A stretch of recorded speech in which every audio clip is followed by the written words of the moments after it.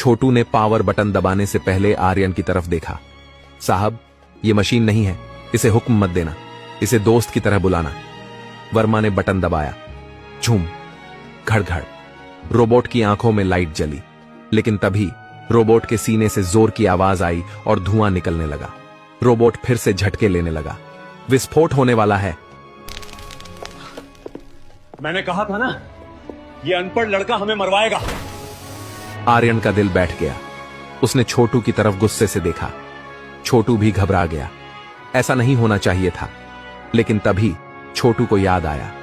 छोटू ने रोबोट की गर्दन के पास एक तार को खींचा और उसे दूसरे सॉकेट में डाल दिया। यह बाईपास था। अचानक धुआं बंद हो गया। झटके रुक गए। लैब में सन्नाटा छा गया। रोबोट की आंखों का रंग लाल से बदलकर शांत नीला हो गया। रोबोट ने अपना सिर सीधा किया। उसने धीरे से अपना हाथ उठाया, बिल्कुल एक इंसान की तरह स्मूथ। वह मुड़ा और उसने लैब में रखे एक कांच के गिलास को उठाने के लिए हाथ बढ़ाया। इंजीनियर्स की सांसें थम गईं। पिछली बार उसने सब तोड़ दिया था। रोबोट की उंगलियों ने गिलास को कोमलता से पकड़ा और बिना तोड़े उसे उठाकर छोटू के सामने कर दिया, जैसे उसे पानी ऑफर कर रहा हो। आर्यन खन्ना अपनी जगह से हिल नहीं पाए।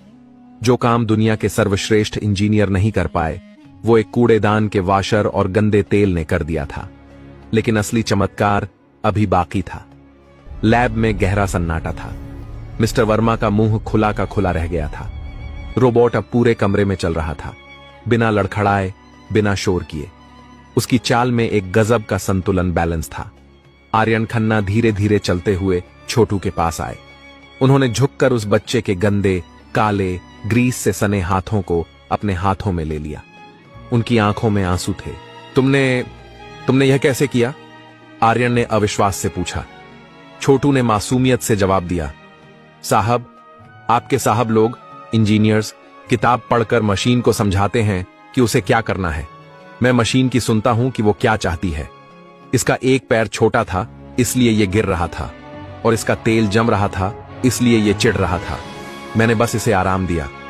मिस्टर वर्मा शर्म से सिर झुकाए खड़े थे। उनकी करोड़ों की डिग्रियां आज एक बच्चे की समझ के सामने बोनी साबित हो गई थीं। आर्यन ने उसी वक्त एक फैसला लिया। उन्होंने लैब के माइक पर घोषणा की, जिसे पूरी कंपनी ने सुना। आज से प्रोजेक्ट जीरो का नाम बदलकर प्रोजेक्ट छोटू रखा जाएगा, और मिस्टर वर्मा, आप आज से इस प्रोजेक्ट के इंचार्ज नहीं हैं। यह बच्चा, जिसका नाम छोटू है, आज से हमारी इनोवेशन टीम का मुख्य सलाहकार, चीफ एडवाइजर होगा। लेकिन सर, यह बच्चा है, अनपढ़ है। वर्मा ने आखिरी कोशिश की। यह अनपढ़ नहीं है वर्मा जी, आर्यन ने सख्त लहजे में कहा।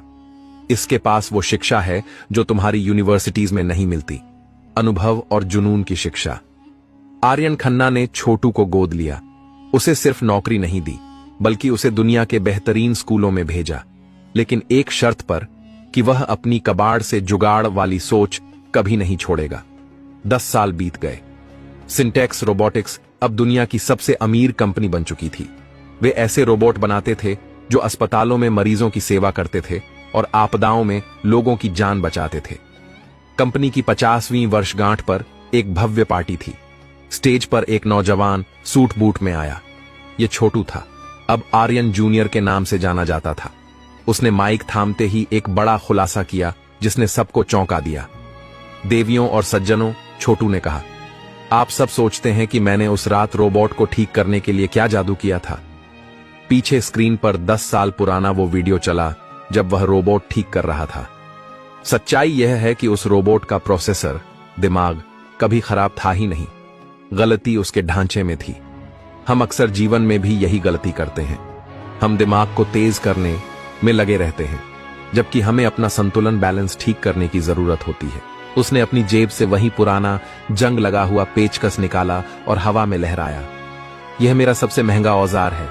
इसने मुझे सिखाया कि कोई भी चीज कचरा नहीं होती जब तक आप उसे कचरा मान न लें, न मशीन न इंसान। पूरी हॉल तालियों की गड़गड़ाहट से गूंज उठा। मिस्टर आर्यन खन्ना, जो अब बूढ़े हो चुके थे, सामने की सीट पर बैठकर मुस्कुरा रहे थे। उन्होंने एक कूड़ा बीनने वाले को नहीं, बल्कि देश के भविष्य को कचरे के ढेर से उठाया था। इस कहानी से हमें 3 बड़े सबक मिलते हैं। प्रतिभा की कोई वेशभूषा नहीं होती, हुनर महलों में भी हो सकता है और कचरे के ढेर में भी। किसी के कपड़े देखकर उसकी काबिलियत का अंदाजा नहीं लगाना चाहिए। डिग्रियां आपको यह सिखाती हैं कि मशीन कैसे बननी चाहिए, लेकिन अनुभव आपको सिखाता है कि मशीन काम कैसे करती है। समस्याओं का समाधान अक्सर जटिल कोडिंग में नहीं, बल्कि सरल समझ, कॉमन सेंस में छिपा होता है। जो रोबोट कचरा समझकर फेंक दिया गया था, वही दुनिया का सबसे बेहतरीन आविष्कार बना। इसी तरह हमें कभी भी खुद को या दूसरों को बेकार नहीं समझना चाहिए। सही नजरिया और थोड़ी सी मरम्मत किसी भी कबाड़ को सोना बना सकती है।